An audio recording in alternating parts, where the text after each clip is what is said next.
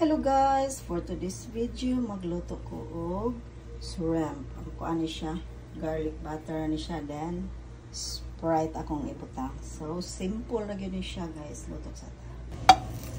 Help sa nila guys. Butang guys. Ito na brown.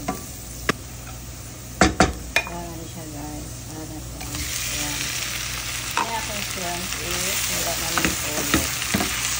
Diba? So, na-orange na rin siya guys. Muad lang taog. Salt. Then, nagdisarap lang. Gamay. And then, pepper. So, ano siyang kaano na. So, muad lang ko gamay na Sprite.